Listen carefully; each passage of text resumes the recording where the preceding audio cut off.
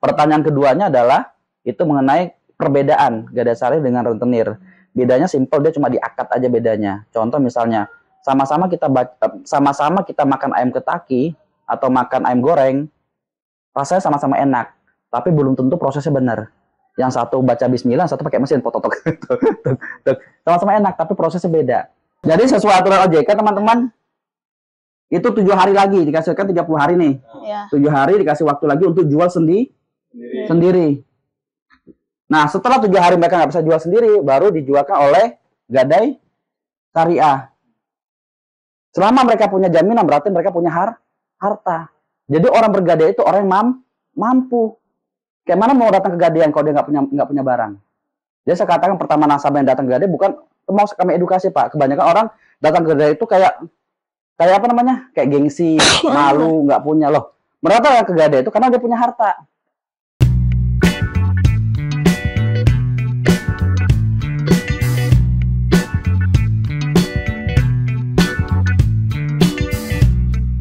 Assalamualaikum warahmatullahi wabarakatuh. Waalaikumsalam warahmatullahi wabarakatuh. Selamat pagi teman-teman semua. Alhamdulillah pada kesempatan kali ini kita kedatangan narasumber yang sangat hebat, yaitu CEO dari PT Gadai Syariah, Bang Yusuf. Bang Yusuf, apa kabarnya hari ini? Alhamdulillah. Gimana perasaannya setelah mendatangi kantor berita alternatif? Wah, ini cuma casingnya aja nih nanti nih. Tapi kita lihat 5 tahun ke depan ngeri nih. Wah. Karena paling penting itu SDM-nya. Oh iya, Masya Allah ya Bang ya. Oke, baik teman-teman, pada kesempatan kita kali ini kita akan membahas secara tuntas bagaimana Gadai Syariah itu bisa berperan dan berfungsi di tengah masyarakat. Nah, itu semua akan dibahas oleh Bang Yusuf. Kepada Bang Yusuf saya persilakan. Langsung ya. Mungkin sebelumnya kenalin diri dulu Bang. Sebelumnya ini Abang ini berlatar belakang apa seperti itu. Oke. Ya, bismillahirrahmanirrahim. Assalamualaikum warahmatullahi wabarakatuh. Waalaikumsalam warahmatullahi wabarakatuh. Kenalkan, nama saya Pak Muhammad Yusuf. Ya, dan kalau dibilang tadi bukan CEO-nya sudah lepas dah kemarin, hasil RUPS. Jadi lebih ke pemegang saham hari ini perwakilannya, bukan perwakilan dari CEO-nya. Gitu. Nah, jadi hari ini sih lebih, kalau bicara pembahasan, kayaknya kita nanti lebih ke ruang lingkupnya gadainya dengan masyarakatnya ya berarti ya. Enggak ruang lingkup, lebih ke hitung-hitungannya. Ya, supaya saya batasi dulu nih. Ya, ruang lingkup pengantar lebih ke gadainya aja dengan masyarakatnya. Nah, kalau saya sih berasal dari Tenggarong, kayak itu. Kalau kuliahnya pun di Unikarta, kayak itu tahun 2006. Kemudian cuman memang dari awal hobi bisnis. Jadi dari awal hobi bisnis, Pak Ansor tahu itu, kayak tuh dia masih kuliah tuh sudah ikut MLM kayak itu, bikin kayak pulsa motivation kayak itu, jadi memang suka bisnis kayak itu. Nah, karena keasikan, dibilang buruk atau baik saya nggak tahu tuh, karena nggak lulus, tapi mata kuliah habis semua. Tinggal KKN aja. Nah, cuma kesibukan ngurusi MLM pada waktu itu kayak itu. Nah, habis itu nggak lama, saya juga bikin yang namanya lalapan. Jadi Gunung Gandek dulu yang sebelum Palet itu, yang nyewa pertama kali 2013-14 ya, itu saya. Kayak itu. Kok sekarang jadi Palet ya sekarang ya? Lalapan. Pernah makan Pak Ansor ya? Nah, enak. Lalapan saya juga yang masaknya, saya juga yang ke pasarnya, semuanya itu. Waktunya lalapan, tapi di sisi lain ada lebih menggiurkan lagi pada tahun 2014, yaitu usaha, minta maaf juga ini mudorotnya atau manfaat pada waktu itu, yaitu usaha HP Super Kopi. Lagi merajak 2014 kayak itu. Nah, 2015 tutup. Berarti kan ini nggak diridhoi Allah kayaknya.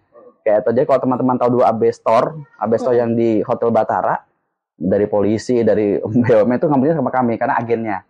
Bahkan kami ngirim juga ke Singapura. Jadi dapatnya rakitan, handphone, kemudian dapat lagi apa? Dosnya terpisah, baterai terpisah, kotak terpisah semua. Jadi kami rakit di situ semua. Ya, itu di Tenggarong lokal loh. Tapi distribusi. Nah, cuma memang HPKW itu dulu merajalela. Tapi pada waktu zaman masuknya Jokowi 2015, semuanya ketat, yaitu bea cukai dan sebagainya. Tapi dari situ kan belajar, waduh, kalau kita bikin bisnis dunia malam, dunia gelap kayaknya kurang bagus. Makanya kita mau cari yang syariah pada waktu itu. Kami mikir komunikasi dengan, ini partner saya juga, Pak Abdul dari awal. Yaitu, kami komunikasi bikin apa nih, bisnis yang berkah, jangan sampai kita naik turun. Jadi mulai kuliah, sampai 2015, 2016, itu kadang naik, kadang turun, kadang naik, kadang turun. Bisa jadi usaha yang kita jalankan ini kurang berkah. pada waktu itu. Nah, kita datang ke ustadz-ustadz ya, datang ke ustadz-ustadz, keliling semua pondok pesantren, cuma minta tausiah aja, usaha apa yang paling tepat kayak itu. Nah, jadi kata mereka pakai syariah. Nah, syariah kan pelajari betul-betul, karena kami dulu menguasainya ada dunia elektronik, yaitu handphone, bisa merakit, bisa semua bisa kan pada waktu itu, karena cuma pasang-pasang doang. Nah, sehingga kita memutuskan untuk gadget elektronik pada waktu itu. Nah, untuk terima gadget elektronik. Jadi kalau barang HP aja, KW aja kami tahu, cuma lihat aja. Pegang aja sudah tahu ringan apa enggak tuh, KW sudah tahu semua. Jadi kami memutuskan untuk usaha gadget elektronik. Nah, cuma kami berpikir, waduh, kalau gadget elektronik berarti apa namanya, harus ngajak pelatihan dulu sama karyawan kan, karena nggak semua orang bisa pada waktu itu. Tapi harus juga sesuai dengan syariah. Ya, tuh. Pada waktu itu kita disuruh pilih apakah mau ambil dari pondok pesantren pengawasnya, itu baru ada izin hukumnya pada waktu itu, atau kita ngambil dari luar. Nah, jadi pada waktu itu kita dekati dulu, karena lagi proses perizinan, yaitu namanya Koperasi Ar-Rahman pada waktu itu, kami datang ke Pak Wang Yakub ya, Pak Du ya. Pada waktu itu kami datang kunjungan untuk, karena pada waktu itu beliau ada pemangku kebijakan, kayak itu, untuk minta bantu pemuda lokal. Iya, pada waktu itu, kayak itu. Nah, diproses, diizinkan sebagainya, proses selesai. Nah, beliau juga sebagai itu pada waktu itu pertama kali sebagai pembina Pak Du ya, pembina yang sosialisasi malah, kayak itu. Karena pada waktu koperasi bukan hanya terima gade, tapi juga terima dana masyarakat, tabungan. Orang, kalau kita lihat di pasar kan tagihan harian, kalau kami tabungan harian. Jadi pasar itu kami taruh kotak-kotak, mau nabung minimal dari 5.000. Jadi setiap siang atau sore ada tim kami ngambil kotak itu dengan buku tabungannya. Itu sehari bisa 5-10 juta tuh. Ya, tenak uangnya kayak putar, untuk gadai. Kayak itu. Tapi ada saving juga untuk cadangan. Karena pakai akadnya wadiat domanah pada waktu itu, kapanpun bisa diambil, tapi nggak ada kena bunga, kan cuma titipan. Kayak itu. Pada waktu itu syariah sudah ngurusi, ada namanya Pak Sofian pada waktu itu.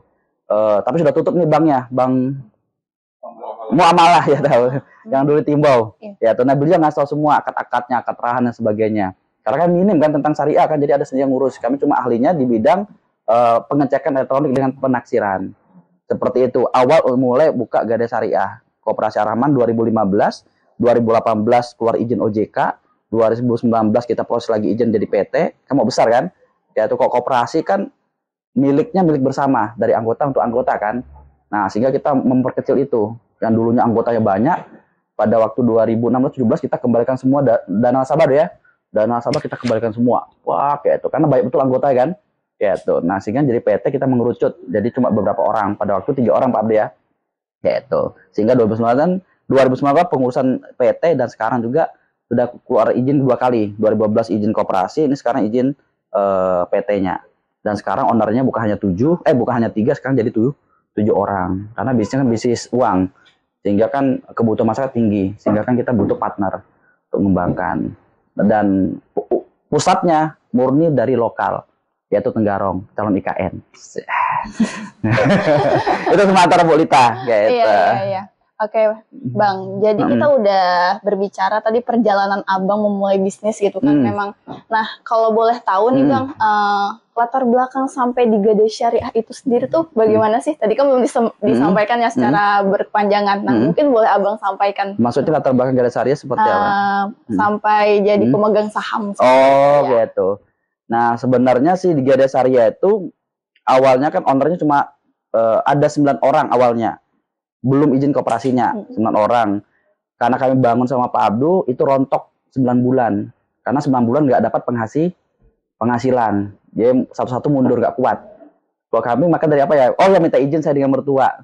Minta waktu 9 bulan untuk kasih makan istri saya pada waktu itu.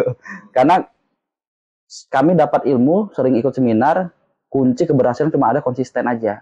Nah, selama kita konsisten persisten, nah itu pasti dapat tuh. Nah, 9 bulan tidak nyerah. Nah, kami sampai ke titik 9 bulan, akhirnya mulai bertumbuh. Masyarakat sudah mulai kenal. Sehingga proses keuangannya lancar. Cash flow-nya bagus. Karena kalau kita mau bekerja sama dengan orang kan, yang paling pertama dilihat adalah putaran uangnya kan. Kalau nggak ada putaran uang kan bukan bisnis namanya. Deposito. Nah, jalan dia. Sehingga yang jadi 2 orang, berubah jadi 3 orang. Karena kami masukkan namanya konsultan pada waktu itu. Karena bisnis uang kita nggak berani sembarangan juga. Kami sewa konsultan, bayar konsultan per bulan. Itu kurang lebih 6 juta. Berjalan 3 bulan, kita nggak sanggup bayar Pak Abdu ya. Per bulan 6 juta untuk ngawasi keuangan. Nah, jadi konsultan ini berbicara, Pak Yusuf, bisa nggak saya masuk di bagian timnya Pak Yusuf? Jadi bayarnya pakai, jadi kepemilikan. Kalau untung barang, rugi barang. Masuklah namanya Pak Deni Ang. Kayak tuh, Deni Ang yang sampai sekarang juga pemegang saham beliau. Sekarang beliau tinggal di Surabaya. Nah, 3 orang. Nah, tugasnya Pak Deni Ang pada itu ada mencari partner untuk berinvestasi. Jadi investor kami pada waktu itu pertama kali adalah Pak Hera Hermawan, itu lurah Palaran. Tapi sekarang pisah sudah, karena dia buka namanya Anugerah 165. Yaitu seperti itu awalnya. Jadi 3 orang, kemudian ada namanya Pak Beli, kemudian ada namanya Pak Stephen. Awalnya investor semua. Nah, 2021 kita merger. Karena mereka ada kan dianggap ini adalah membangunnya bareng-bareng bersama. Jadi kalau bisnis dibangun bareng-bareng, berarti kan ada ketakutan untuk anak cucu ke depannya. Sehingga alangkah baiknya kita merger. Jadi kepemilikan lagi bukan kami bertiga pada waktu itu. Jadi investor-investor kami ajak sebagai kepemilikan. Nah, kepemilikan yang paling bagus pada waktu itu adalah masuk di PT, yaitu di equity. Karena kan nggak sembarangan kok PT itu. Ada pengakuan saham, ada nilai sahamnya, per lembar sahamnya. Sehingga kita merger, ownernya jadi 7 orang. Itu proses untuk masuk ke Gadai Syariah Berkah Bersama. Yang awalnya berbagi berkah, sekarang menjadi berkat bersama. Kayak itu. Itu Bu Lita. Latar belakang. Perjalanannya sangat panjang. Mungkin kawan-kawan boleh apresiasi dulu dong untuk Bapak di depan. Keren ya, perjalanannya panjang sekali seperti Belum, itu. baik dipotong-potong. Oh, baik dipotong-potong ya. Dikat-kat dulu Pak Iya. ya sebelumnya. Oke. Baik Pak, kita beralih ke pertanyaan inti. Apa sih peran dan fungsi Gadai Syariah di tengah masyarakat itu sendiri? Jadi apa sih Pak tujuannya kami buka Gadai Syariah? Jadi semata-mata kami kemarin tujuannya bukan hanya mencari keuntungan Pak. Itu kami niatnya di awal. Karena kami dulu waktu muda, pada waktu mahasiswa, kan pernah merasa juga, apalagi MLM, itu sering butuh dana talangan. Jadi namanya pegadaian kami akrab dulu. Minjam uang kami akrab. Kayak tuh. Kan namanya dulu mahasiswa, atau saya dulu pada waktu belum punya apa-apa, kan keluar masuk gadai itu biasa aja, emas digadaikan dan sebagainya. Kemudian, karena melihat, nggak semua orang kan punya emas Pak. Tapi kalau kita lihat di meja ini, semua orang punya elektronik. Kayak tuh. Nah, sehingga daripada mereka cuma butuh 1-2 juta, kan banyak tuh bank titel atau rentenir-rentenir di pasar atau di rumah-rumah sendiri kan, kebanyakan seperti itu. Sehingga 1-2 juta itu diserap oleh badan-badan yang nggak berhukum. Apa maksudnya? Nah, kami lihat peluang itu. Kalau ke bank minjam 1-2 juta kan nggak mungkin. Kayak itu. Atau ke finance pun minimal punya motor. Kayak itu. Jadi kami tangkap peluang ini. Peluang ini adalah, waduh, ini sama kayak kita nih kalau misalnya ada apa-apa, kita mau butuh untuk bayar listrik, untuk bayar kontrakan, kemudian untuk beli susu anak, beli pendidikan, daripada mereka larinya ke rentenir, lebih kita buka satu badan hukum ini, ada jaminannya juga. Kalau rentenir ada pakai jaminan, ada juga nggak pakai jaminan pada waktu itu. Karena kalau rentenir itu dia bukan fokus pada jaminannya, dia fokus pada bunga berbunganya. Misalnya kita punya motor nih, kita punya motor dengan harga 10 juta misalnya. Nah, orangnya nggak bisa bayar, itu berbunga tuh, jadi 11 juta, 15 juta, 20 juta. Sudah melewati harga motornya. Sehingga motornya ini bisa beralih jadi mobil.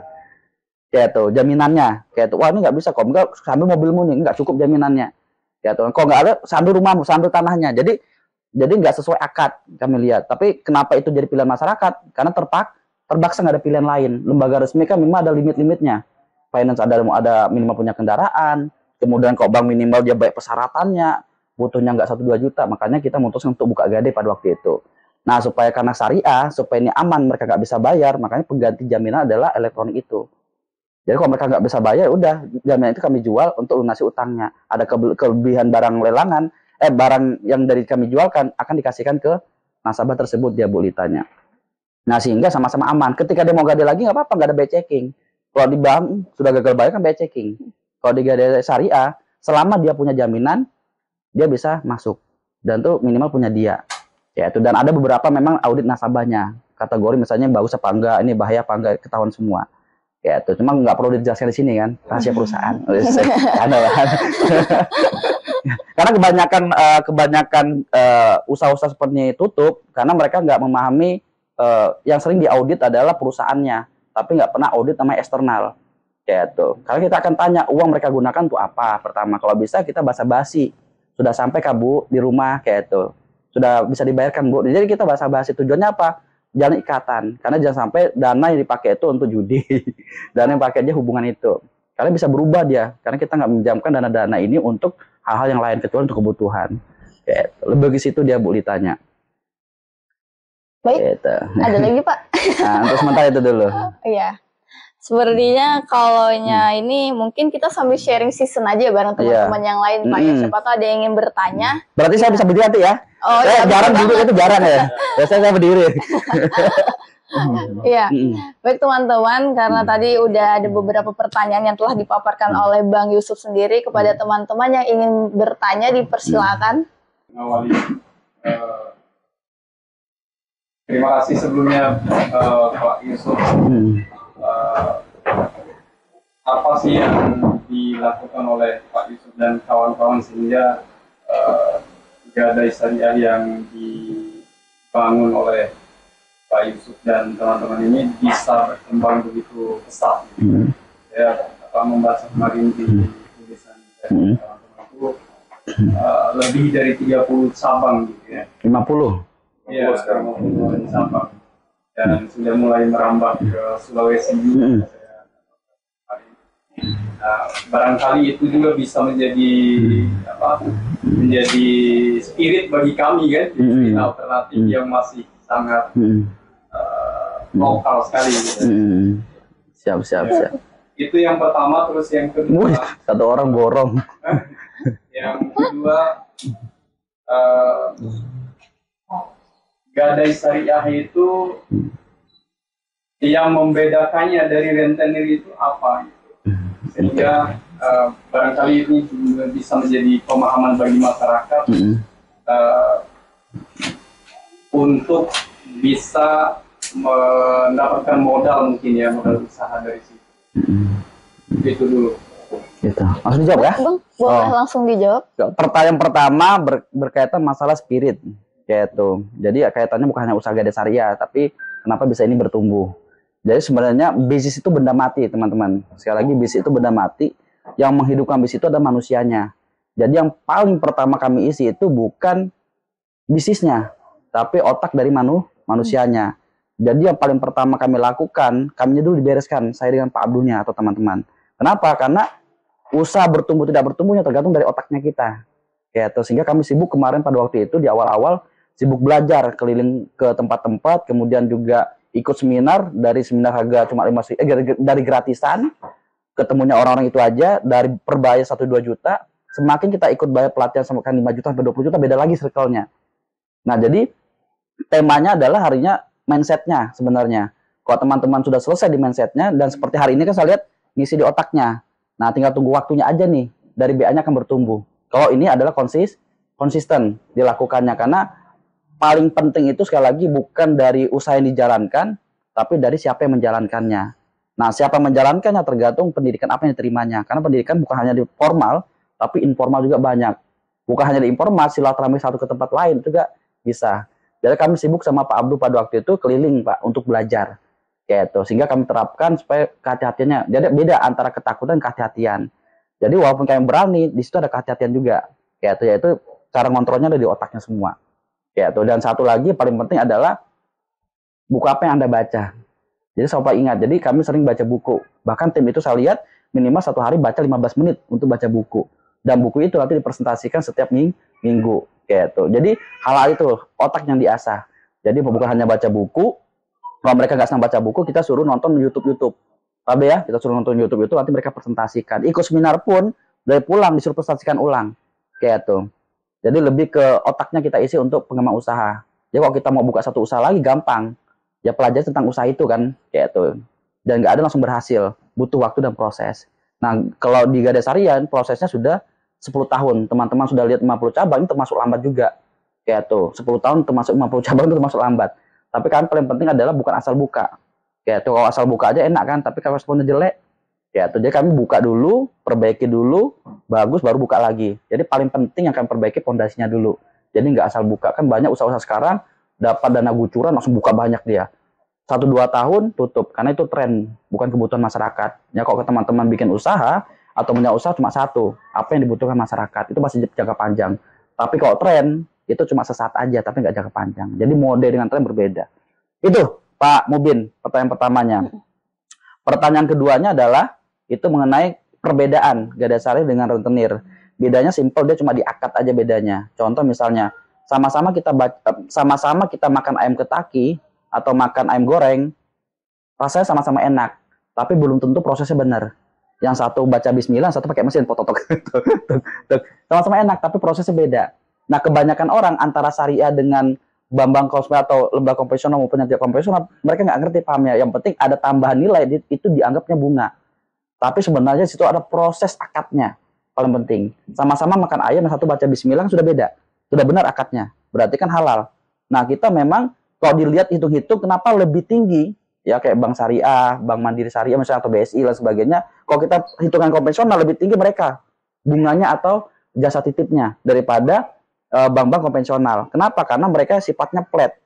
Jadi kalau misalnya kita di Gadai Syariah, kalau sudah di akad ditentukan, itu nggak boleh nambahkan nilai titipnya lagi. Sudah segitu akadnya. Tapi kalau konvensional itu bisa berubah bunganya.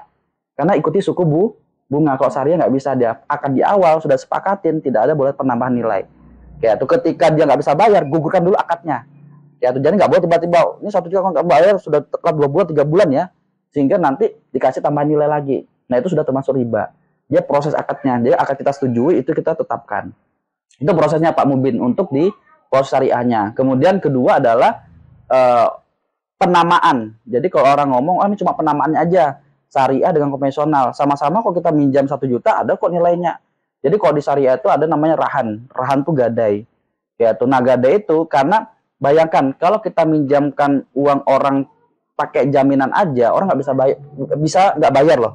Orang pakai jaminan aja itu juga nggak bisa bayar, sehingga akadnya diperjelas, yaitu kami pakai akadnya rahan. Nah, rahan itu adalah barang yang digadaikan, sedangkan qard itu adalah uang yang dipinjamkan. Ijarah itu adalah ada ijarah, ada yang mu'nah. Itu mu'nah, ini mau bicara saya lagi. Mu'nah dengan ijarah. Jadi itu sewanya Pak, tempat pemeliharaan. Jadi orang ketika menitipkan barangnya ke kita, itu otomatis tanggung jawabnya berubah di kita. Kayak itu menitipkan barang, kecuali kita menitipkan. Nah, resiko semuanya apabila terjadi barang ini, kenanya resiko di kita sebagai penitip barang. Ya itu. Jadi dipisahkan dulu antara akad pemberian uang, akad penyimpanan barang, dengan akad proses utang piutangnya. Jadi kalau di akad jaga dasar itu ada 3 sebenarnya. Kayak itu, dan itu diawasi dengan DPS, sudah Dewan Pengawas Syariah. Nah, yang dibayar oleh teman-teman itu ada jasa pemeliharaannya. Seperti itu. Lebih ke situnya dia. Tapi kalau orang lihat, wah sama aja. Mereka lihat di ending hasilnya ada tambahan nilai. Pada prosesnya ribet kalau di syariah tuh. Ada akad ini, akad ini, akad ini. Yang saya katakan ada akad ijarah, ada akad mu'nah. Mu'nah itu adalah akad pemeliharaan. Kalau ijarah pakai akad sewa. Kayak itu. Kemudian kalau qard itu adalah masalah utang piutangnya. Kalau rahannya itu masalah jaminan barangnya.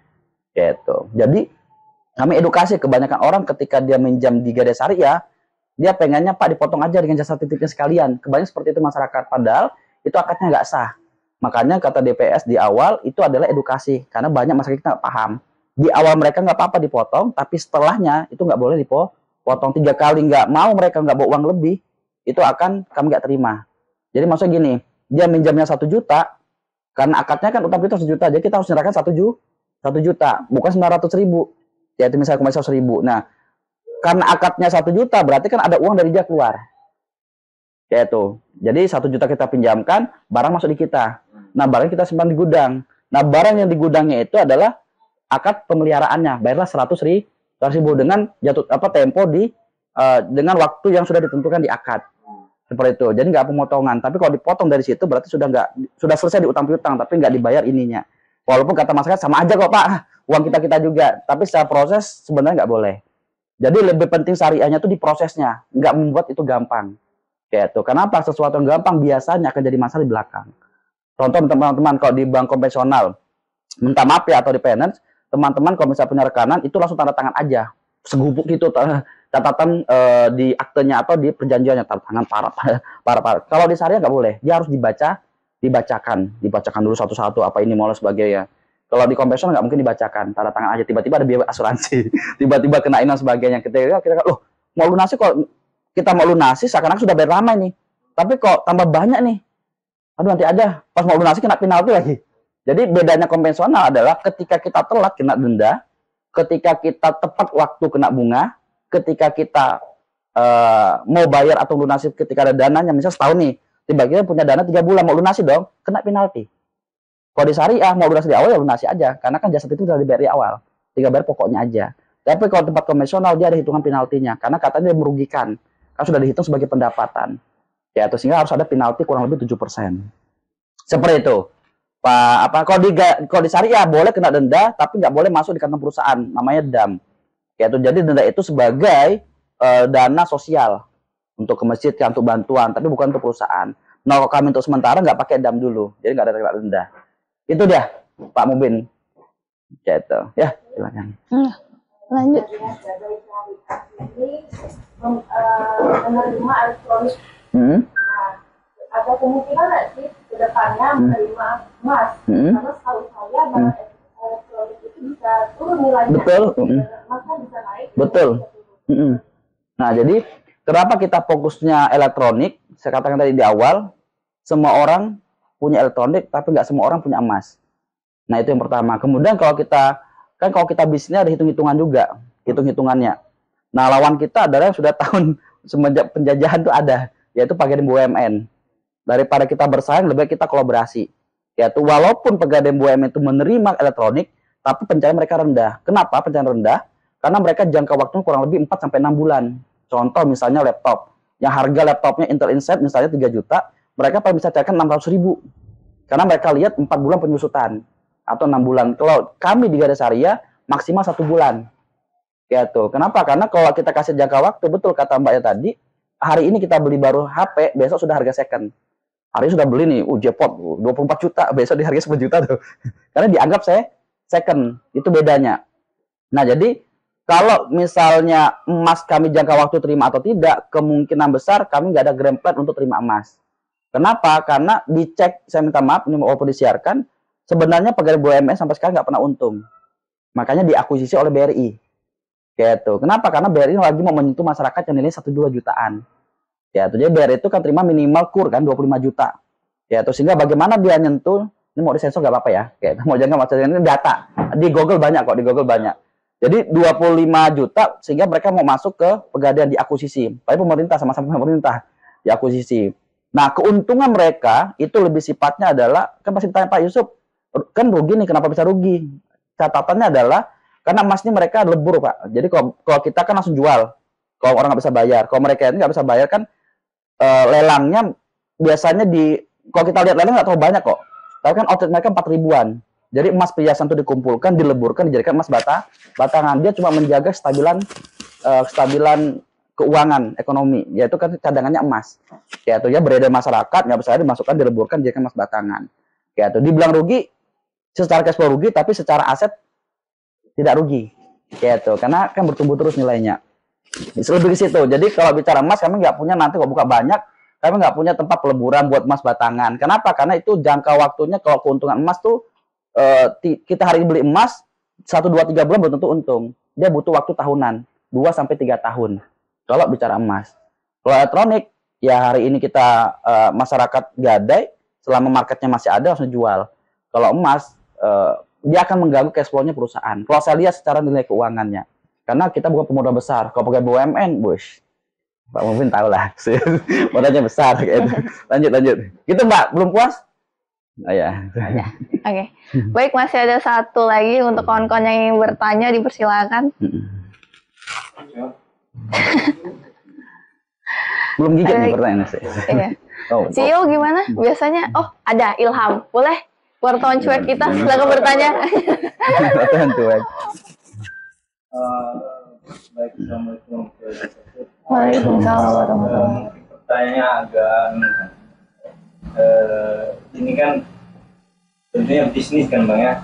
Oke. Selain daripada sosialnya tadi kan. Oke. Untuk mendapatkan suatu keuntungan dari bisnis sendiri, gimana caranya? Oke. Ngeri langsung bicara angka-angka. Ada spidol nggak ya? Wah, kalau angka itu nggak pakai spidolan. Iya. Jadi kiranya orang kalau syariah ini, wah ini sosial aja, nggak ada bisnisnya. Kalau nggak bisnisnya, bos nggak mungkin bisa bertumbuh misalnya, nggak mungkin jadi perebutan gitu. Kenapa? Karena ada hitung-hitungannya juga. Tapi ingat sekali lagi, ketika muka bisnis itu yang dibutuhkan masyarakat. ketika buka bisnis dulu tujuan kita mau bantu apa tidak. Tapi kalau tujuan kita cari profit langsung itu biasanya nggak jangka panjang.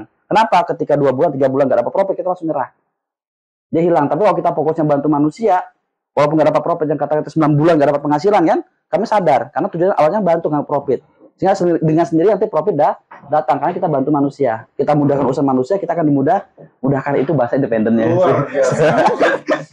Nah, jadi tadi saya katakan ada yang jasa titip. Kira saya malah tergugah. Oh, enggak. Jasa titip. Nah, jasa titip ini adalah keuntungan kami bahasanya. Karena kan kita bukan sosial. Nah, jasa titip ini ada beberapa hal. Ada yang namanya tiris. Tiris ini namanya jarak. Jadi kita tuh tidak boleh berapa nilai pinjamannya, misalnya tidak boleh ikut presentasi. Contoh misalnya 1 juta langsung kita patok 10%. Atau 1 juta kita langsung patok 5%. Nah, ini yang disebut riba. Karena langsung mematok. Yaitu. Kenapa? Semakin tinggi pinjaman, semakin tinggi juga bunganya atau jasa titipnya. Jadi ketika kami khusus sama DPS itu gunakan kata tiris. Dia jarak misalnya. Contoh misalnya 100.000 ke 200.000 atau dari 5.000 ke 1 juta. Dan ini berapa jasa titipnya, ini berapa. Kalau saya tiris, ada jarak di situ. Gitu. Jadi tinggal milih. Nah, kemudian ada namanya langsung menentukan jasa titipnya langsung. Misalnya kita mau tentukan, ya udah semua barang kita tentukan cuma misalnya 87.000 misalnya, atau 100.000 atau 50.000. Semua barang. Jadi mau pinjaman 2 juta, ke 3 juta, 4 juta, segini jasa titipnya. Gitu. Nah, keuntungan dari sini. Tapi menentukan angka ini nggak boleh sembarangan, kalau nggak nanti kolaps.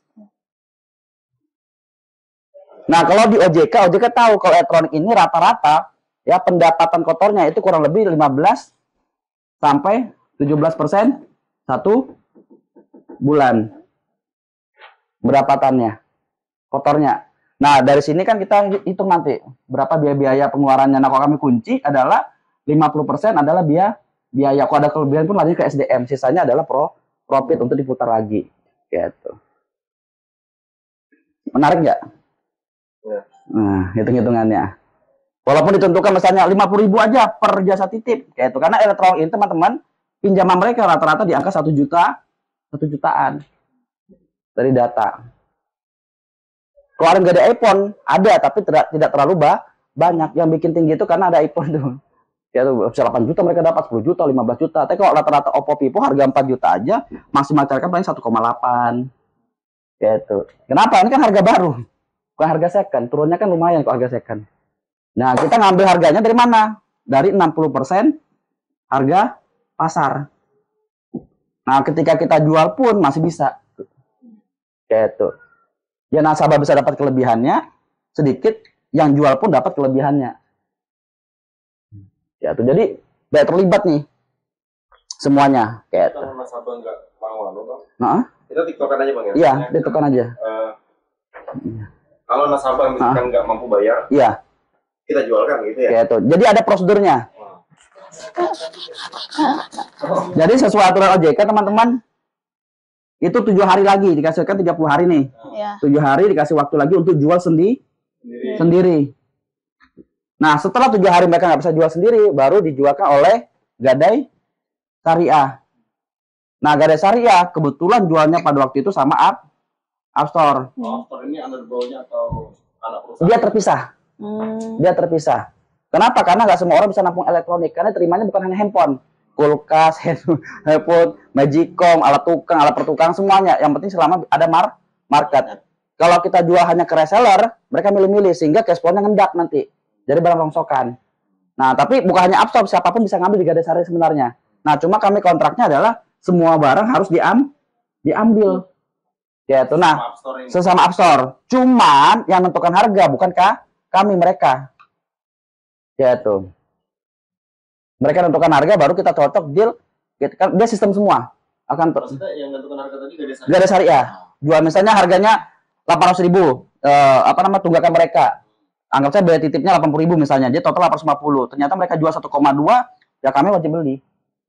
Kayak itu. Karena mereka juga tahu harga pasar. Kayak itu. Kan diawasi sama Dewan Pengawas Sari, laporan juga diawasi OJK. Kayak itu. Nah, 1,2 kan masih bisa juga misalnya di angka 1,5. 5 misalnya. Ada sisi untuk biaya operasional kami. Karena keliling ngambilnya. Gitu. Karena ditanya biaya apa aja yang muncul. Karena jangan sampai biaya nggak jelas. Gitu. Itu dia. Jadi semuanya ada hitung-hitungan semua. Gitu. Kalau mau ditanya detail mana hitungannya? Dari jasa titipnya tadi 15-17% per bulan, kotornya, atau dari lemparannya semua. Gitu. Ini win-win semua. Jadi nasabah terbantu juga. Karena dikasih waktu 7 hari. Gitu. Dia bisa bawa orang datang ke cabang kami untuk lunasin. Gitu. Oh, di just tip-nya tadi ya lebih untungnya lebih. Iya, di jasa titipnya ya sewa tempat. Jadi bis kami itu bisa sewa gudang sebenarnya. Jadi kalau buka gade gudangnya terbesar dibikin rak. Jadi bedanya kalau bicara hitung-hitungan, ya ini agak internal ya. Agak internal. Jadi kalau kita bikin rumah sewaan belum beli tanahnya, betul nggak? Iya. Kemudian beli bangunannya, palingnya sudah keluarkan tipe kecil aja 35, kita bisa keluarkan uang 70 juta kan untuk pembangunan. Jualnya memang agak untung, bisa di angka 150 sampai 300 juta. Gitu. Tapi butuh waktu. Nah, sedangkan kalau di Gadesari sama-sama sewakan. Nah, sebelum bahas ini, kemudian kalau kita bikin kos-kosan, keluar juga per kamar kan, bikin keluar uang lagi, itu nggak dikit, banyak. Kalau kami cukup bikin rak. Selama ada barang sini, berarti jalan semua sewanya. Dia satu space-nya dia sewa rak kami. Gitu. Jadi bicara modal lebih kecil, kiranya orang buka gade itu harus modal besar. Malah orang nggak punya uang harus buka gade karena bikin kos-kosan bahasanya. Gudang ke kos-kosan, selama ada barang di situ dibayar kayak teman-teman nih jual baju. Selama barangnya belum laku nggak jadi uang.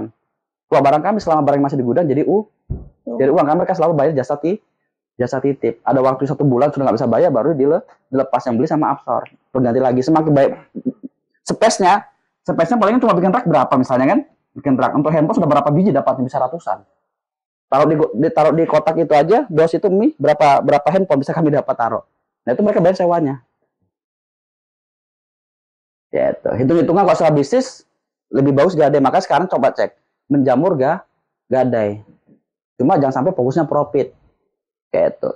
Memang profit nomor sekian. Cuma jangan fokusnya di situ. Nanti beda fokus soalnya. Gitu. Tapi Bang, sejauh ini ada nggak masalah-masalah yang terjadi selama bisnis di Gade Syariah ini yang itu jadi aduan dari masyarakat? Kalau bicara aduan ke masyarakat OJK belum ada. Cuma masalah antar Gade Syariah dengan nasabah namanya pasti ada. Nah, resiko paling terbesar adalah itu kendaraan. Makanya persentase kendaraan kami kurangi. Jadi 90% kami ada elektronik, 10% adalah kendaraan. Kenapa kendaraan agak rentan? Ya, karena uangnya uang besar. Kayak itu yang pertama. Kemudian mereka menjam besar, jangka waktunya pendek cuma 1 bulan. Kalau di leasing kan bisa 12 bulan diangsur. Kalau kami di Gade Syariah 1-2 bulan aja. Sedangkan mereka sudah terlanjur bisa minjamnya 30 juta, 50 juta, 100 juta.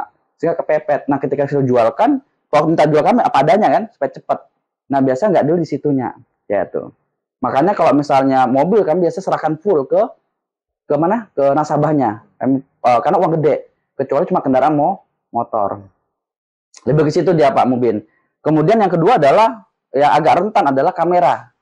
Karena kamera ini banyak orang nyewakan kamera. Mereka sewakan, mereka gadai. Seperti itu. Makanya ketika mereka gadai kamera, kami akan minta KTP aslinya atau SIM aslinya. Karena biasanya ketika mereka sewa, biasanya kan ditahan tuh yang aslinya. Kalau mereka nggak ada berarti itu sewa. Itu yang rentannya. Kedua adalah inventaris. Inventaris kan kantor. Tapi kan biasa setiap inventaris pasti ada nomor registernya. Kedua adalah proyek-proyek pemerintahan, laptop. Kalau kita cek harga laptop 18 juta Tokopedia, padahal itu adalah proyek pemerintah. Kalau kita cek nggak ada speknya, cuma nggak ada VGA, tapi core itu 7. Nah itu nggak rentan, sehingga dicairkan sama taksir nggak paham kan? Kayak tuh kebablasan di situ. Dilihat di marketnya 18 juta, ternyata harga core i7 nilai taksinya kami sekitar 5 jutaan. Tapi ketika dijual bukan segitu harganya karena nggak ada VGA-nya. Karena itu ada proyek-proyek oknum tertentu di Tokopedia. Hal-hal itu Pak. Tapi semuanya bisa ditanggulangi karena setiap bulan kami meeting untuk penentuan nilai pasar ini. Jadi kunci Gade Syariah itu bukan di gadenya tapi adalah paham harga pasar. Handphone ini kalau saya jual, tahu semua saya harganya nih. Kayak tahu semua nilai pasarnya. Kayak tuh. Dia minta maaf kalau nilai pasarnya seperti ini. Kalau sudah sekarang belum ada sudah. Kayak tuh. Ya belum ada. Zaman dulu. Kayak tuh. Maksudnya adalah saya paham semua harga. Semua handphone yang di sini hafal semua sih US. Maksudnya apa adalah bukan tentang gadenya Pak Mubin, tapi tentang paham pasar. Gitu. Nanti kita lelang banyak kasih Pak Muji. Pak Uji. Ya, kamera. Wah, saya kelihatan seperti Mubin nggak? Oh ya, oh ya Pak Uji, Mubin terus. Kembar ya. Karena paling pertama ketemu tuh Pak. Paling pertama ketemu tuh Pak Mubin nih. Paling pertama kenal. Ya itu. Jadi kunci di Gadai cuma satu Pak Mubin. Harga pasar. Dan kita bukan bisnis uang ketemu uang. Sekali lagi, uang ditukar jadi barang itu yang sah.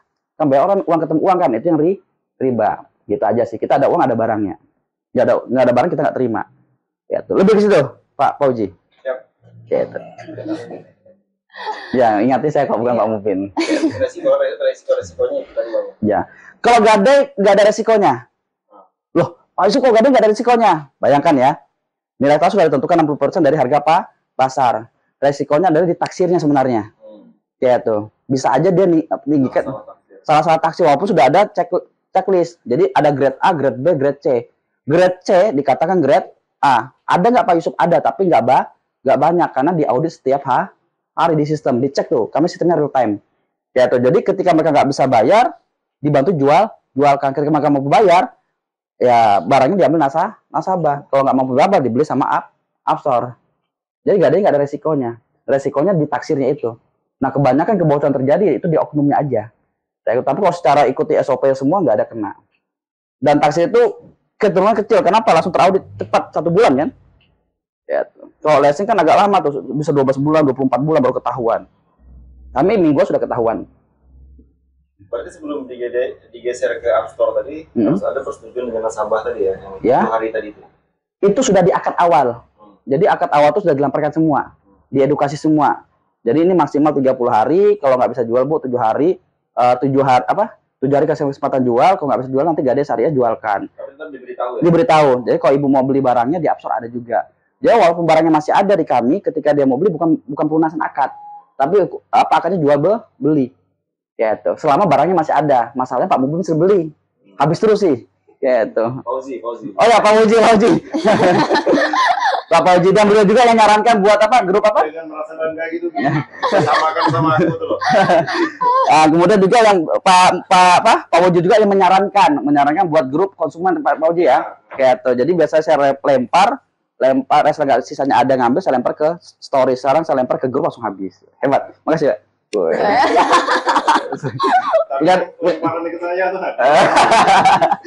Jadi grup konsumen saya buat itu masukan dari Pak Uji kemarin, gitu. Dan bagus memang. Jadi ada sisa saya lempar habis. Ternyata dia juga mantau ternyata. Banyak sudah. Share ke teman-teman. Ya siap. Makasih Pak. Bapak bisnis memang. Yes. Lanjut. Ada lagi? Oke, ada lagi teman-teman. Satu lagi sebelum kita akhiri. Loh, cepatan masih. Oh, masih Ya. lagi. Sebanyak-banyak. Mau sebanyak-banyaknya. Ini masih kulitnya, belum masih dalam. Tadi agak menyentuh dikit nih. Enggak. Lanjut. Ya, saya ada 2 lagi pertanyaan Bang. Yang kita bangun bisnis ini, kita ada kolaborasi ya dengan yang lain gitu, atau memang bangunnya itu betul-betul secara mandiri dari PT yang kita bangun tadinya. Nah yang kedua, saya juga menarik kemarin terkait dorongan ke Gadai itu ke OJK gitu. Kemudian ada keinginan untuk kolaborasi. Nah, apakah memang ada tindakan dari OJK gitu ya bagi Gadai yang memang belum terdaftar gitu? Atau ini hanya dibiarkan begitu saja, kemudian hanya inisiatif dari Pak Yusuf dan kawan-kawan untuk mendorong mereka ini supaya memang terdaftar di OJK. Barangkali itu. Oke, siap. Ya, berarti saya jawab itu dulu ya Pak Mubin ya. Nah jadi ketika kita sudah terdaftar OJK, kita diamanahkan sama OJK, yaitu memberi laporan-laporan barang-barang Gadai yang tidak berizin. Kenapa? Karena OJK, karena bicara masalah keuangan, perlindungan nasabah. Jadi kalau di POJK 31, teman-teman, POJK 31, di situ mengatur siapapun yang pakai kata Gadai, Kata Gadai ya. Ini wajib OJK.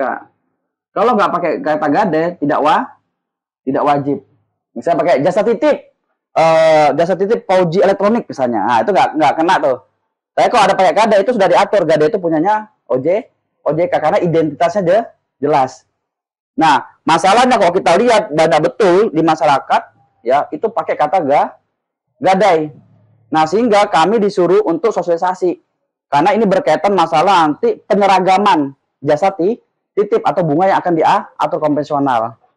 Kalau misalnya bunga atau jasa titip nggak diatur sama pemerintah, itu nanti mengerikan juga. Ujung-ujungnya juga kayak rentan nanti kita. Kayak itu. Ya, nah, kalau elektronik masih itu. Kenapa? Karena resikonya tinggi juga. Beda dengan emas. Emas itu resiko nggak terlalu tinggi ya. Tapi kalau elektronik resiko tinggi. Nah, 1-2 bulan itu bisa berubah harga. Nah, jadi bukan inisiasi kami, Pak, tapi sudah diamanahkan oleh OJK. Antara dua. Kenapa? Kalau mereka tidak melakukan perizinan proses ke OJK, ada namanya Satgas. Ini yang akan menutup langsung otoritas. Nah, kasihan kan usaha mereka sudah jalan 1 tahun, 2 tahun, 3 tahun, sudah ada nasabahnya, sudah ada barang gadaian, tiba-tiba ditutup. Kan nggak mau juga OJK merugikan pengusaha. Makanya ada himbauan. Nah, himbauan itu dilakukan orang-orang yang sudah usahanya sudah berizin OJK, memberikan contoh kayak itu. Jangan sampai kalau misalnya kayak mana ya? Karena ini rentan kalau dia usahanya besar, baik cabangnya itu rentan namanya masuk ke pencucian uang. Nah, ini yang dikhawatirkan. Karena sekarang banyak cara paling gampang tuh lihat Gadai aja. Ya tuh, pencucian uang. Makanya kalau misalnya teman-teman wartawan ngeceknya bukan di sininya, tapi di sininya sumber dananya ini penting.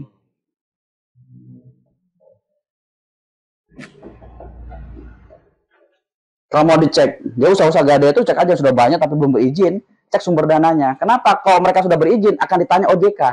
Mana nih sumber dananya dapat dari mana? Kenapa? Karena kalau dia buka usaha dari uang, dari uang utang, itu langsung ditolak. Jadi Pak Pauji ketika usaha Gadai itu dia memulai usaha dari uang utang, itu langsung ditolak. Atau sumber dana yang beredar dari uang utang itu ditolak. Kayak mana dia mau ngutangi orang, dia sendiri punya utang. Ya itu kenapa? Karena mereka akan hitung. Usaha yang benar adalah sesuai dengan melebihi daripada deposito bank. Kan deposito bank kan kurang lebih 4,5% kan? Sampai 7%. Nah, kalau kita utang bank minimal per bulan dapat 1% bunga kan? Gitu. Nah, sehingga nanti permainan jasa titipnya. Kenapa kami menentukan 15-17%? Itu kan hitung rata-rata kotor elektronik dia. Ada tirisnya sudah. Jadi yang ngawasi pun bukan kami, itu sudah diawasi sama OJK semua. Berapa pendapatan bersihnya, kita harus kasih laporan tiap bulan juga. Ya, itu enaknya kalau diawasi pihak ketiga. Kalau ada apa-apa kita selamat.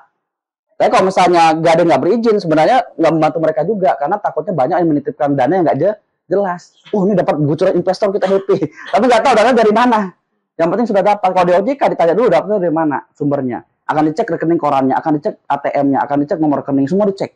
Hartanya dari mana. Karena saya merasakan pada waktu itu. Dicek semua kami, SPT kami dicek semua, uang kemana larinya, ATM punya berapa biji, di kontak bank-bank semuanya. Tanda segitunya OJK. Gitu. Makanya banyak memang takut dengan OJK usaha-usaha ini. Kenapa? Takutnya bukan karena usahanya. Karena akan diteliti ininya. Sumber dananya. Karena penting nih Pak, karena lagi pencucian uang nanti. Gitu. Atau nanti ceknya lagi bisa uang di bawah tangan, ada nggak laporan ternyata masuk Gadai kan? Itu namanya uang di bawah tangan, lebih bahaya lagi. Gitu. Lebih di sini, makanya kalau lembaga keuangan wajib semuanya ini terdaftar ini. Makanya tugas kami menghimbau sebelum ditutup oleh Satgas. Nah, daripada usaha lokal ditutup karena rata-rata teman saya juga, partner saya semua, makanya saya himbau. Karena rata-rata teman semua Pak. Inspirasi dari salah satu dari kami kok pelopornya untuk di Kaltim. Jadi sudah ada apa sertifikat dari OJK? Sudah ada dong. Buka online langsung bisa. Buka online aja online-nya. Gadai PT Gadai Desa Buka Bersama. Ya, itu langsung muncul tuh. Di situsnya OJK. Dan satu-satu di Kalimantan Timur Gadai Syariah terdaftar di Indonesia cuma ada 3, termasuk salah satunya kami yang syariah. Tapi perut diobok-obok semuanya. Sama OJK. Itu aja. Tapi nanti berbuah manis kayak itu. Ya, untuk keamanan kan? Keamanan semuanya. Kayak itu. Lebih ke situ, Pak. Dan kemarin berakhir sudah sebagai pemimpin direktur Gadai Syariah. Sehingga bisa leluasa sudah. Bisa kolaborasi sama Pak Uji. Wes.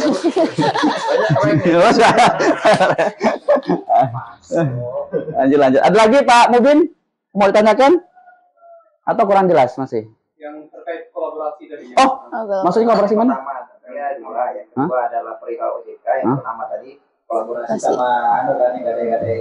Iya, ada membangun ini sampai lebih dari 50 cabang itu ada kolaborasi. Kalau kami dari awal 2015 sampai sekarang itu masih mandiri. Belum ada buat mitra-mitra. Kayak itu makanya 2020 kami merger, investor yang dulunya investor, kami merger. Karena mereka ada kekhawatiran karena sudah 10 tahun kan. Kayak itu sehingga kan database, dia usaha itu bukan bisnisnya tapi database-nya sudah banyak banget, ratusan ribu kan nasabah kan. Kayak itu. Big datanya terlalu besar. Nah, itu yang dibagi sebenarnya. Kayak itu. Nah, itu makanya merger. Habis itu, jadi mandiri Pak Mubin. Nah, sekarang kita mau ngajak kolaborasi. Kayak itu. Nah, kolaborasi kan masing-masing beda kepentingan nanti. Nah, itu meetingnya internal biasanya. Kayak itu. Kan antara dua, apa mau ditutup atau kolaborasi. Kalau mau izin ya buat sendiri, OJK. Tapi prosesnya kami tahu Pak Abdul.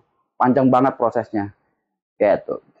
Nah, saya baca kan di media terbesar di Jawa Mesir ya. Iya. Alternatif itu. Iya, betul.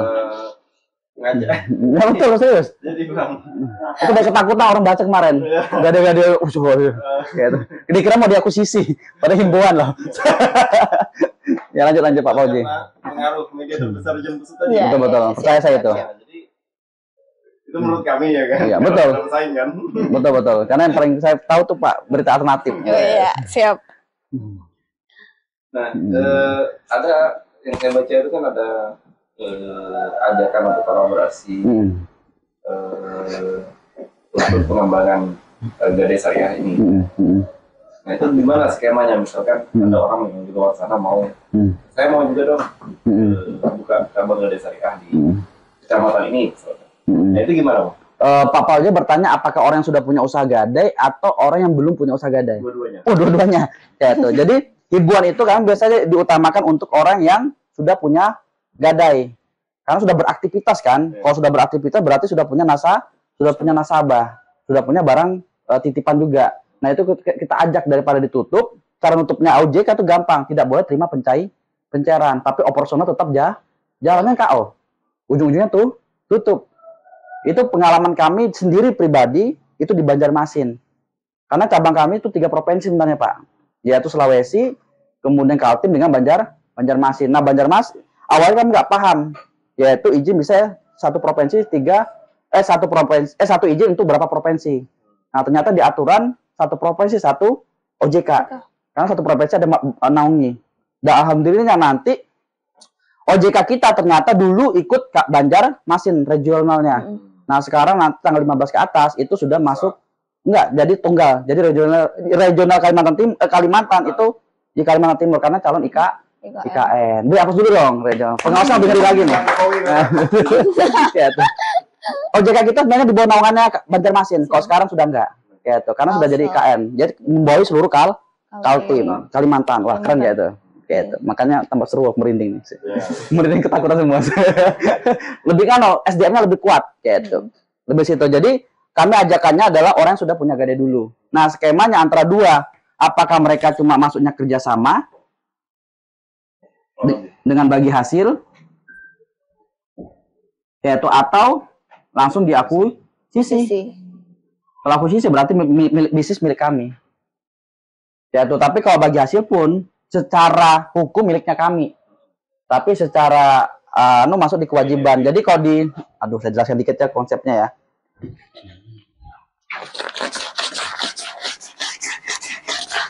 Kalau saya senang Pak Uji sebenarnya dialih di keuangan neraca. Kalau bisnis itu dia otodidak aja dia. Nah, jadi di sini kan ada namanya Pasipas, ini aktif pelajaran SD. Yaitu. Di sini kan ada equity. Equity itu modal ya. Pena. Di sini ada kewajiban. Nah, kalau dia masuk di equity, berarti dia sebagai pemilik bisnis. Tapi kalau dia masuk di kewajiban, dia bukan pemilik bisnis. Nah, rencana kami memasukkan mereka di kewajiban. Namanya kalau di syariah adalah sirkah temporer. Jadi dibayarnya bukan dari uang yang misalnya total uang 100 juta misalnya. Langsung diplat 3% bukan, tapi dari margin bersih dari satu proyek itu. Maksudnya dia punya 4 cabang nih. Nah, dari 4 cabang ini berapa margin bersihnya dibagi misalnya 50-50, 60-40. Tapi yang ngelola semua adalah Gadai Syariah manajemennya. Karena terdaftar manajemennya di OJK adalah Gadai Syariah. Antara dua, berarti bisa mergernya di sininya. Antar manajemen. Kan mereka punya manajemen, nggak mungkin mereka pecat juga kan? Gitu. Tapi posisinya masuknya bukan sebagai pemilik bisnis. Tapi masuknya sebagai kewajiban. Nah, ternyata ada pemain besar sudah terlanjur. Nggak pernah dapat OJK, tapi cabangnya bisa 30-40. Bisa kita lobby-lobby ini masuk equity. Karena uangnya terlalu besar. Gitu. Bisa juga. Karena kan main saham-sahaman sudah ini, hitung-hitungannya. Ini perbedaannya, Pak. Nah, yang kami himbau adalah masuk sebagai kewajiban. Yaitu kita per project, serikat temporer. Jadi yang dibagi cuma cabang mereka aja. Ya, tapi logo semuanya pakai logonya Gadai Syariah, bahkan manajemennya. Tapi ada peluang nggak dari Gadai Syariah itu untuk geser orang-orang yang kira yang berada di kerjasamanya itu? Kan nanti pasti dia kan? Ya pasti. Namanya bisnis ada namanya efisiensi. Dia siap resiko di situ. Kayak tuh. Secara hati nurani memang kasihan, tapi secara bisnis memang perlu efisiensi. Karena bicara berkaitan biaya operasional. Misalnya masa ada bendahara 2 biji, masa ada tim keuangan 2, masa kepala-kepala 2, kan masing-masing punya manajemen tuh. Berarti kan kita yang terbaik. Ya itu minta maaf memang. Itu tetap dirembukan ya. Dirembukan memang, karena bicara masalah SDM. Karena diakuisisi bukan bisnis sebenarnya, tapi yang diakuisisi adalah manusianya. Ya. Itu. Iya. Ya, siap.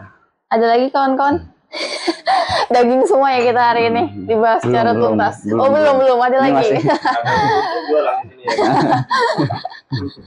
Ada lagi? Baik teman-teman. Lain?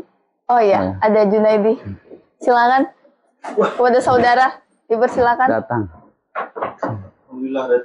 Titipan pertanyaan kayaknya dari mobil ya. Dibisik bercanda. Transfer. Iya. Ya. Mungkin ini Bang yang saya tanyakan ada beberapa hal.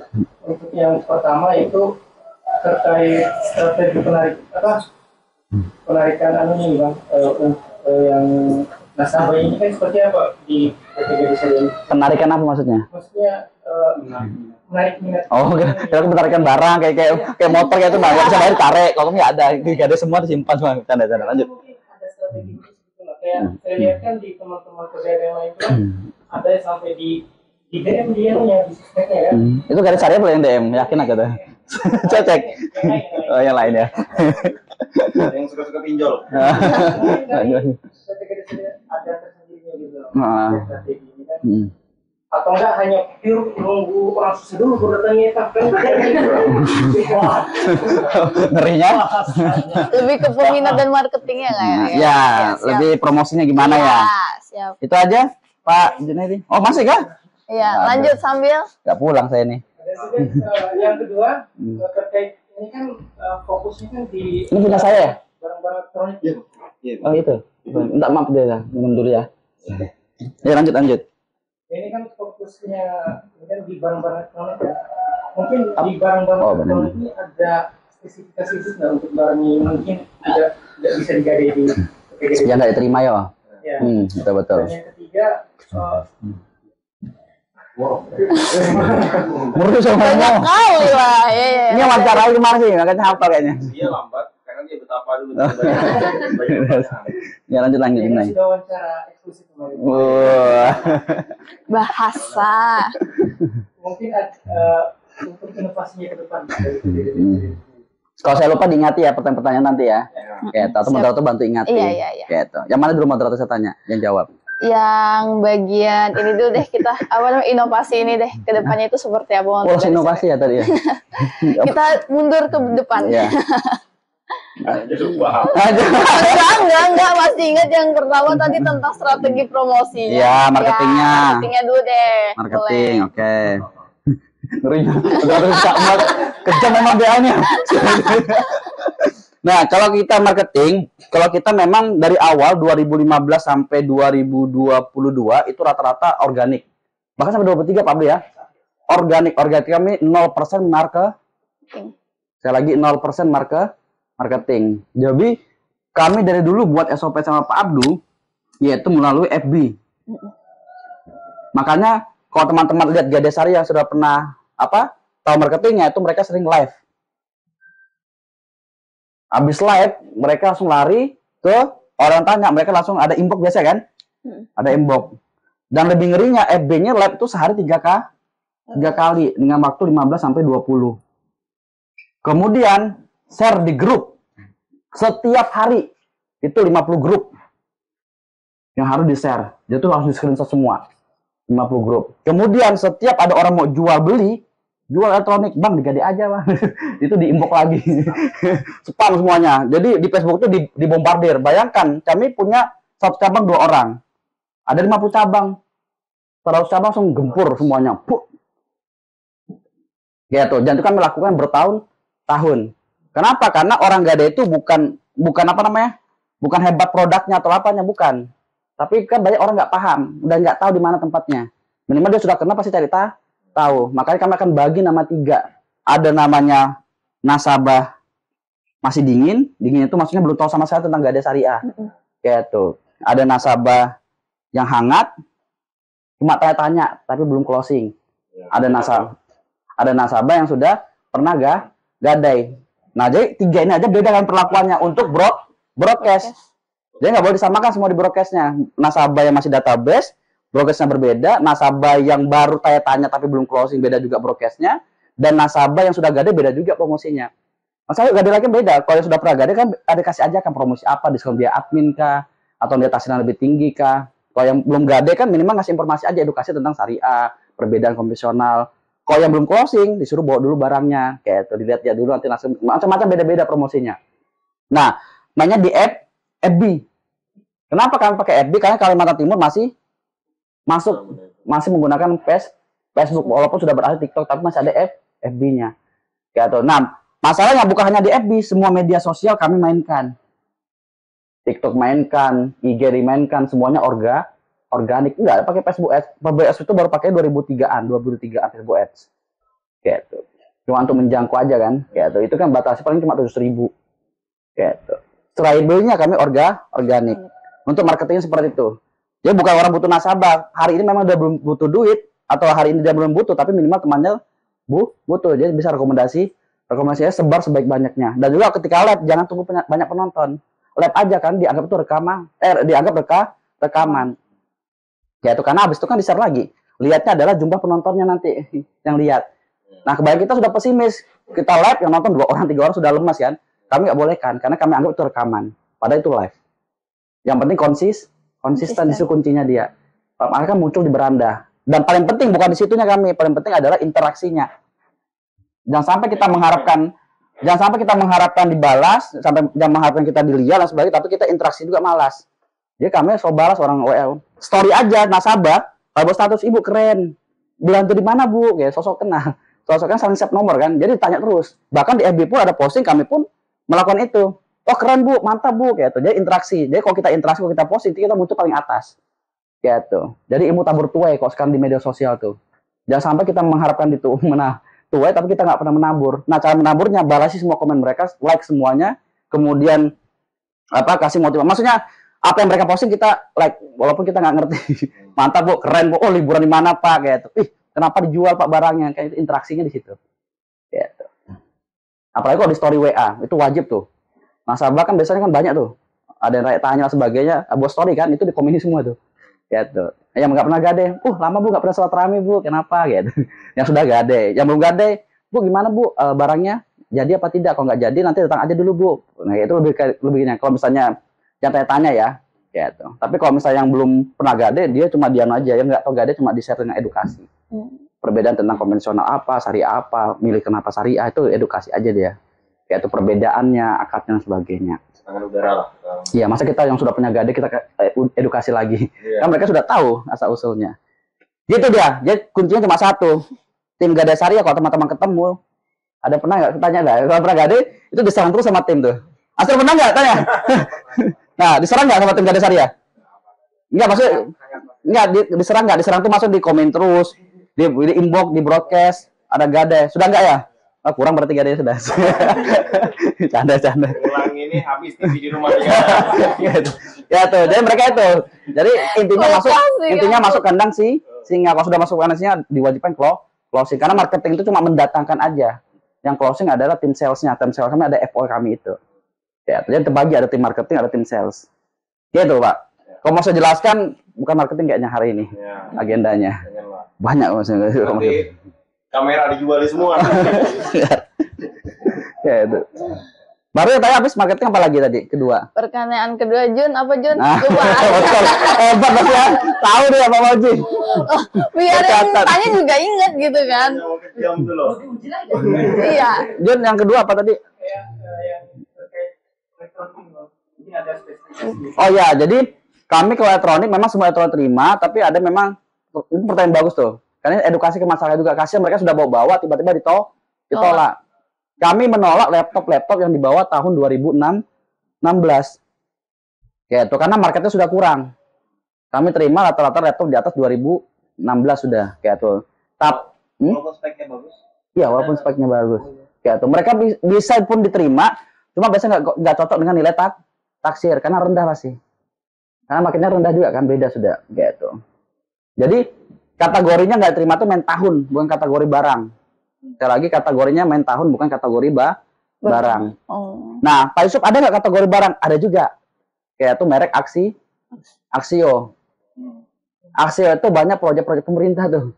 Kayak itu. Harganya speknya tuh cek aja, tapi harganya di Tokopedia tuh ngeri-ngeri. Kalau kita buka speknya biasa aja.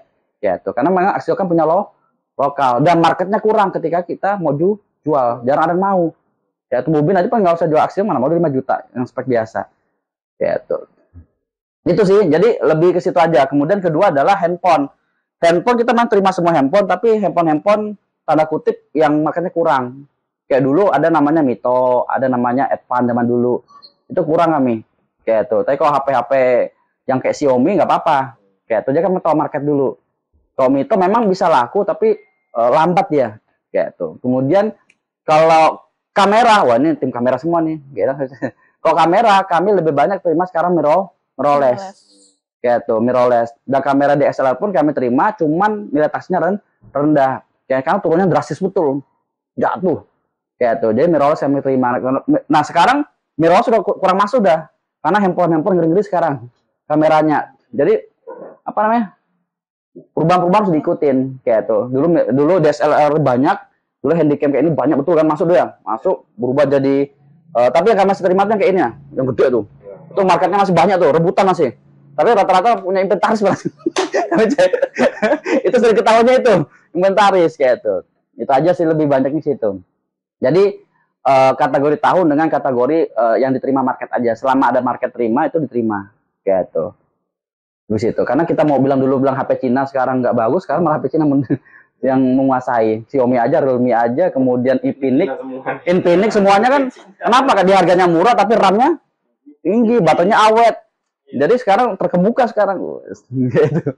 Dulu kami kan Mito nggak terima, sekarang dia sudah ngeri. Ada Infinix ya, ada Xiaomi, ada Realme, ngeri-ngeri macam-macam yang muncul-muncul lagi. Huawei tuh lebih ngeri lagi tuh. Wah. Jadi ngeri. Apalagi mobilnya sekarang yo. Xiaomi. Setuju. Jadi itu aja sih. Jadi lebih kebutuhan market aja, dia sering berubah dia Pak Junaidi tiap bulannya.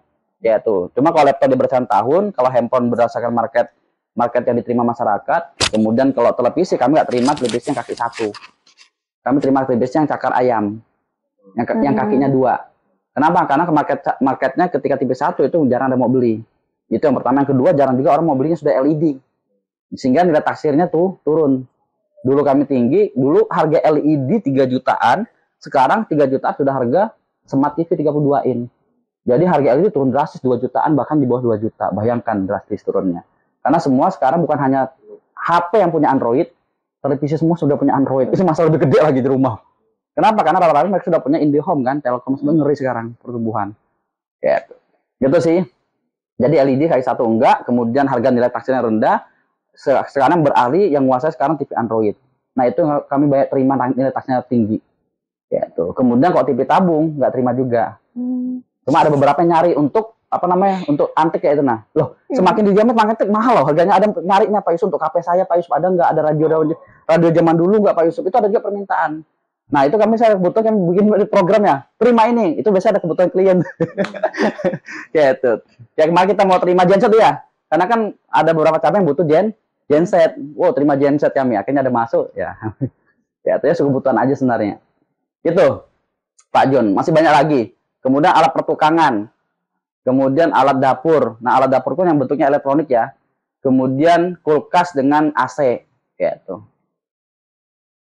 Semuanya kalau bisa digagade semuanya bisa sebenarnya sih. Furnitur pun kami terima deh ya. Berbahaya ini. Furnitur yang penting mereknya merek Informa atau S Hardware. Itu juga kami terima. Gitu. Kasur kami juga terima. Dia bukan elektronik sebenarnya. Namanya barang bebas pantas ada nama programnya. Gitu. Ya itu cuma guna kami bingung naruhnya di mana. Untung ada gade kasur dengan furnitur. Tapi ada biasanya apa ulin-ulin jati. Itu sempat masuk tuh. Yang kursi jati, lemari jati. Ya itu sempat masuk juga ada. Gitu. Aneh ya, semuanya terima ya. Karena kan masyarakat kan butuh tarangan dia. Gitu. Jadi selama ada marketnya kita buka market itu. Tidak ada lagi yang ketiga apa tadi terakhir? Ya, jadi mengenai inovasi kedepannya dari PT Gade Syariah itu seperti apa? Nah, yang kami belum lakukan dan kami sekarang mau lakukan adalah lebih ke startupnya. Walaupun kita 10 tahun tapi belum dikatakan startup. Kenapa? Karena akses dari Gade Syariah ini belum real time. Real time maksudnya belum di Android-kan. Gitu. Nah, kita pengen dipermudahkan semua ini lagi hampir jadi sudah. Coba terjadi sudah lambat sih. Ini sudah proses trial and error Pak ya. Trial and error kami sudah pakai Android. Jadi nasabah itu nanti dapat notifikasi sendiri ketika jatuh tempo dan mereka bisa bayar dimanapun. Bukan hanya di Gade, bisa di Nomaret, bisa di Ano sebagainya. Kemudian mereka bisa Gade pun tinggal pencet di mana posisi nanti tim kami langsung datang. Karena langsung otomatis Google Map ini jalan. Kayak itu. Tik langsung datang, langsung diambil di tempat. Langsung cair pada saat itu juga. Nggak berarti datang ke cabang. Jadi tambah penghematan efisiensi. Dia buka Gade tanpa ada cabang, tapi banyak tim kurir. Ya nanti semuanya nanti motor itu di belakangnya ada box untuk ngambil handphone, ngambil laptop, ngambil kamera. Ya tuh. Kenapa? Ketika nasabah mencet, ting ting, wah jalan kita. Ya itu Pak Mubin. Jadi di startupkan. Jadi valuasinya lebih tinggi lagi nanti. Kenapa? Karena tanpa ada cabang, tapi bisa melakukan aktivitas cabang. Dia bisa main satu wilayah. Misalnya kita mau buka di daerah Kota Bangun misalnya contoh ya. Bukan Kota Bangun, misalnya contoh Samarinda misalnya. Kalau kita buka cabang kan ngeri kan, buka satu kantor gudang gede aja, tapi kurirnya diperbanyak, jalan itu, kayak tuh. Dan nanti timnya beda-beda juga, tim untuk validasinya kan HO semua, kayak tuh. Jadi startup dia bisa diinstal di Android dengan di App Store. Dan ini prosesnya sudah 90%-an, kayak tuh. Itu sementara inovasinya. Jadi nanti namanya Gade online bukan pinjol. Kenapa masih ada barangnya diambil, kalau pinjol kan nggak ada barangnya, modal KTP. Nah, gitu beda deh. Kalau ini ada barang tetap ada jemput barang. Jadi tersinggung ya. Gitu. Yang nggak ada pinjol. Tapi itu yang masa depan pinjol itu memang karena sekarang pinjol merajalela nggak ada masalah sebenarnya. Nah kita harus ngikuti juga. Cuma kan kita ada jaminannya ini. Nah cuma kan karena ada barang tetap namanya Gade harus ada barang dibawa. Nah cuma sekarang nasabah kan malas semua datang ke rumah. Dan juga nasabah biasanya ketemu kafe dia bisa ketemu di kafe, bisa ketemu di pinggir jalan kami, bisa ketemu dimanapun selama ada barangnya. Ya, tuh semua aktivitas nanti online. Nah, kalau itu startup beda lagi valuasinya, Pak. Dia langsung naik per lembar sahamnya tuh. Langsung bisa buka nasional. Ya, itu lebih enak tanpa ada banyak tempat. Jadi SDM-nya diperbanyak. Ya, tuh SDM pasukan kurirnya. Itu sementara. Inovasinya. Ada tambahan untuk inovasi untuk kami boleh? Boleh silakan. Lo ya masukkan kan? Ya itu. Oh terakhir. Iya. Yang kamu tadi kan terkait marketing. Mungkin untuk yang terakhir ini, mungkin ada program diskon khusus untuk teman-teman yang sudah ketagihan menggadai.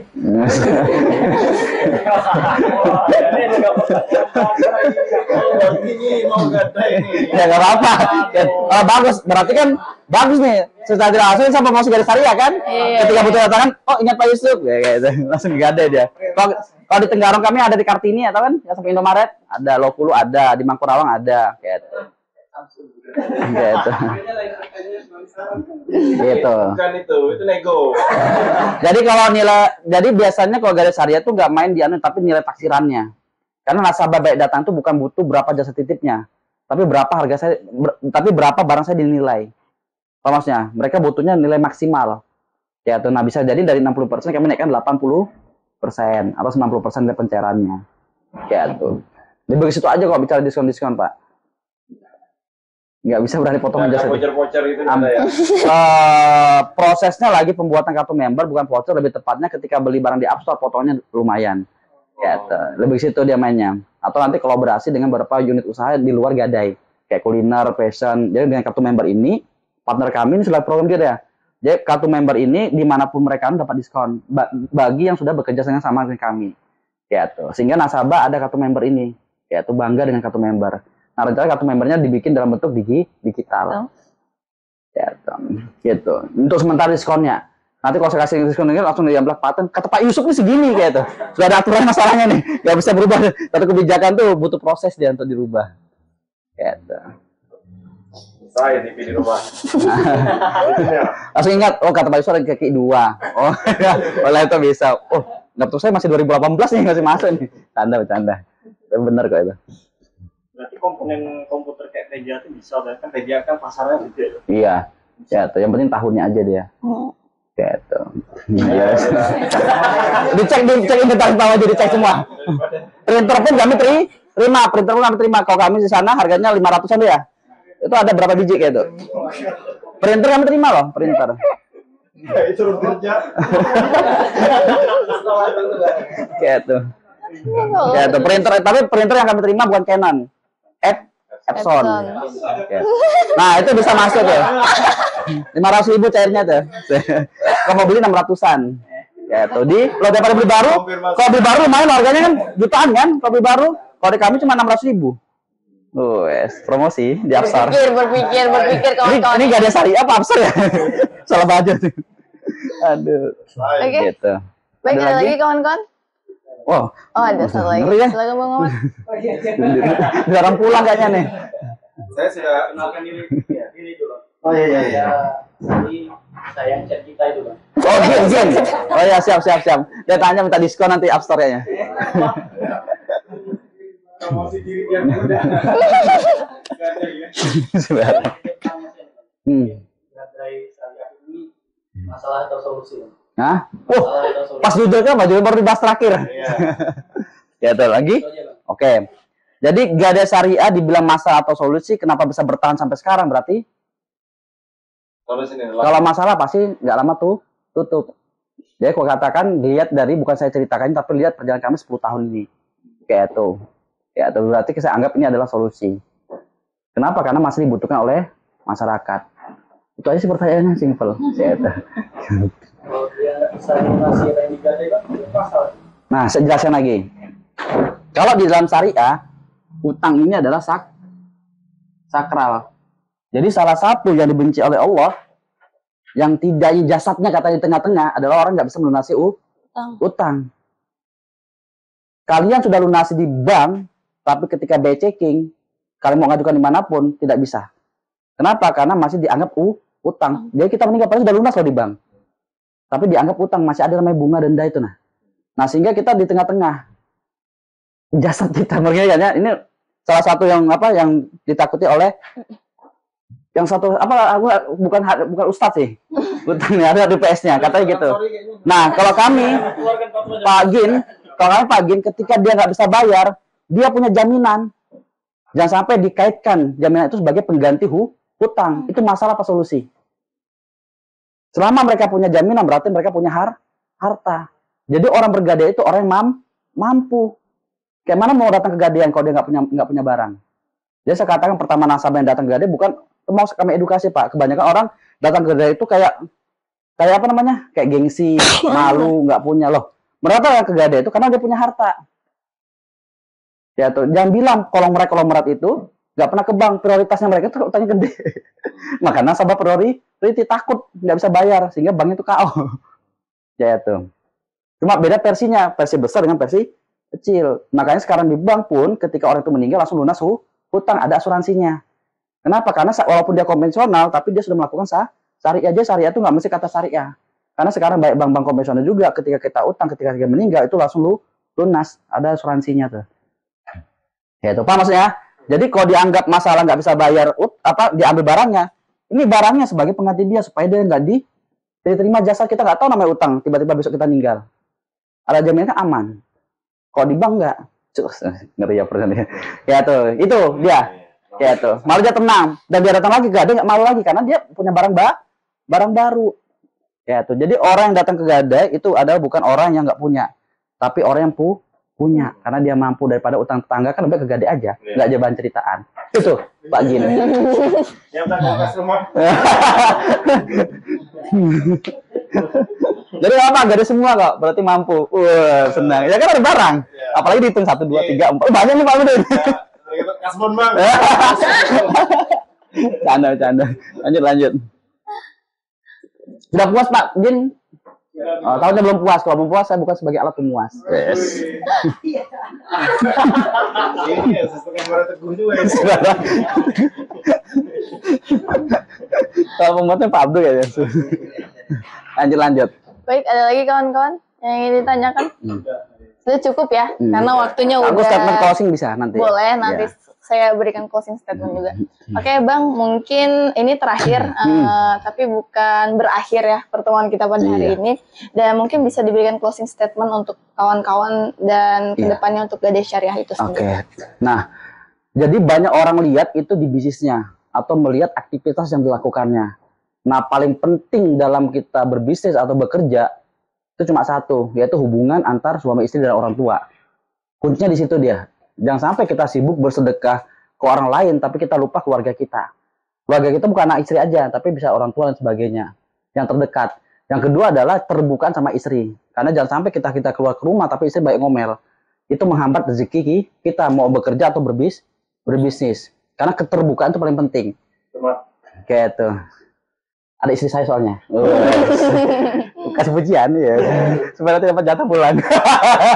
Canda. Ada banyak jelasnya kan. Itu kan terbuka kayak tuh. Enggak semua suami bisa terbuka sama istri. Nih, mau ke sini nih sama ketemu cewek ini nih. Aku dipegang loh Mi. Oh gitu nih, yang penting ingat pulang ya. Oke. Kenapa ingat pulang? Karena lancar ini. Canda. Jadi intinya keterbukaan. Nah, kenapa? Tujuan kita bisa berhasil karena ada doa seorang istri. Jadi kita ya semua terbuka sama istri. Jangan sampai kita keluar rumah istri ngomel-ngomel. Itu ada aja terhambat tuh biasanya rezeki. Bisa pekerjaan, bisa berbisnis, hubungan, itu bisa. Apalagi doanya istri. Aduh, suami saya nggak pernah pulang ya Allah. Tutup semoga usahanya ya Allah. Nah, itu pernah saya lakukan pada waktu usaha Abestor. Karena memang saya pada waktu itu jarang pulang, sibuk sama teman-teman. Sehingga doanya istri cuma satu, usahanya tutup terkabul loh. Ya tuh. Nah sekarang kami belajar. Nah, dan sekarang kami belajar mau bekerja. Doakan kami itu. Ayo. Nah, jadi kerja cuma bina hubungan, keterbukaan aja, cerita walaupun itu pahit. Cerita walaupun pahit, walaupun dia kita cerita dia benci betul sama kita. Ya tuh jangan sampai dia tahu dari online, mau masalah perselingkuhan kah, ada suka sama kita kah? Ini aku masih komplain di komentar ya. Ya aku jelasin kenapa? Karena kita anak muda, teman-teman. Sekali lagi kita anak muda. Jangan anak muda orang tua aja masih seperti itu. Karena dewasanya seorang itu bukan dari umurnya, tapi cara merespon dia antar hubungan. Apalagi sudah keluarga masih mending belum berkeluarga. Kalau masih belum keluarga gampang, masih ajang seleksi alasannya. Tapi kalau sudah keluarga udah selesai seleksi itu. Apa maksudnya ya? Dia semuanya terbuka sama istri. Karena istri yang benar adalah akan mendoakan suaminya. Kalau sampai istri nggak mendoakan, berarti ada something suaminya sama istrinya. Nomor satu, tetap salah suami. Oke, saya akhiri. Wallahumma a'lam bishawab. Assalamualaikum warahmatullahi wabarakatuh. Waalaikumsalam warahmatullahi wabarakatuh. Baik, maaf istrinya gitu. Ada kita.